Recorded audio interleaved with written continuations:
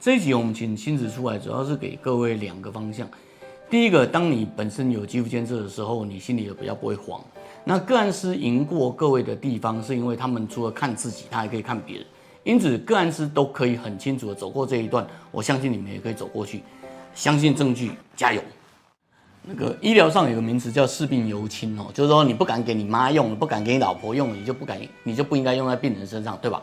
那其实皮肤科开了快20几年嘛，然后我们常常会有一些个案师跟护理师入职，那入职的时候我就发现他们皮肤本来是烂的，然后后来就慢慢改善了。显然我们做的事情是对的哈。那新子来到现在也快3年了，那我们让新子回顾一下他的皮肤从什么情况下变什么情况这样子。就是过去呢，大部分都是因为皮肤有暗沉，然后粗糙、粉刺、痘痘的问题困扰。那也是因为本身就是这边的个案师，所以呢，也借由医师的建议，开始机械的方式调理皮肤。那我们来回顾我们1之1，就是我过去的皮肤图。那过去的话呢，就是我的脸是比较泛红，然后也比较干燥的。然后再来1之2的图呢，就是看到有很多的点，然后就是颗粒阻塞。这个颗粒的部分我补充一下哦，就是我们在传统皮肤科认为颗粒是那个痤疮杆菌的增生，可是其实我们初期也会看到一些人，有些有颗粒，有些没有，然后它会从没有颗粒变颗粒多，然后变颗粒少这样子，所以这个它是属于一个比较活性的颗粒的状态。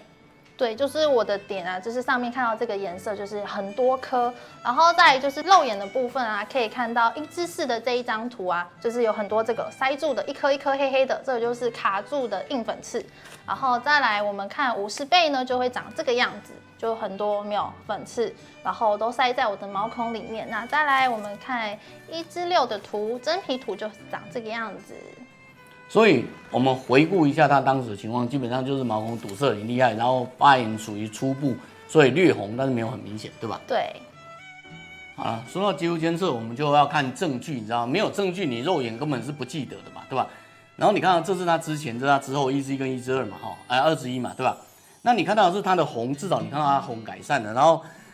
这个图可能太大，你还看不出来所以然哈。可是如果很阿莎利把它扔掉，你可以看到这个点很多，这个点很少，对吧？就是至少它已经初步的堵塞改善了。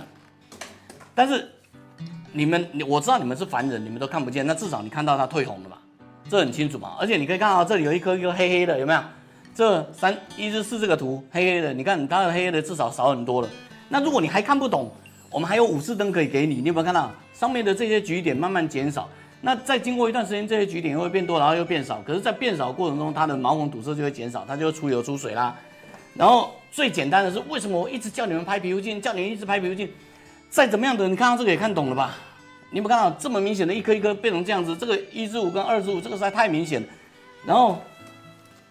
真皮图也是一样的现象啊，你可以发现很多颗粒慢慢消失啊。所以对我们肌肤监测医师来说，你根本不用去记得这个病人长什么样子，你只要看着图就可以了。而且你显微拍照以后，你会发现他的图看得很明显，比你的肉眼都明显多了，你绝对不会做错方向。我可以分享一下，就是我刚开始就是到诊所，然后到目前的一个心路历程。就是刚开始来的时候，其实就是会有一些想法还不太理解，所以一开始一定都是先用橄榄油，然后大量的让我的老废角质啊，就是离开我的脸，然后就会开始有出现一些粉刺，然后痘痘的问题。那这个过程啊，因为我本身是个案师嘛，那我也看到就是很多病人就是过程也是有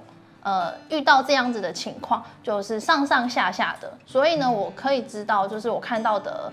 案例非常多，然后我也清楚的知道说这个过程它其实是会改善的，只是说时间稍微拉的比较长一点点，因为呢，它是就是用我自己本身的代谢，也就是说，相对于一般患者来说，你有一个优势，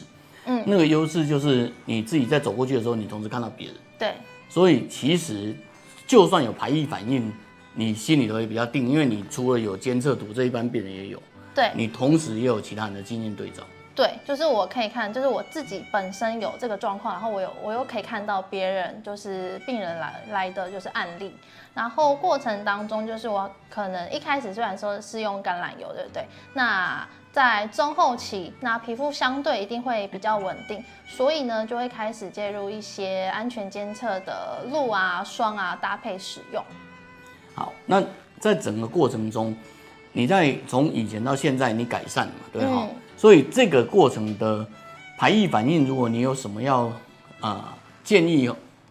外面的外来者，因为他们终究不能看到其他人，他们不知道，他只能相信你。那你有什么要建议的？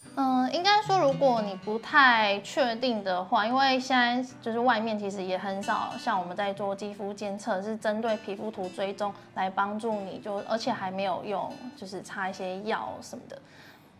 那我觉得你可以来拍图试试看看你的皮肤状况，然后你再自己决定。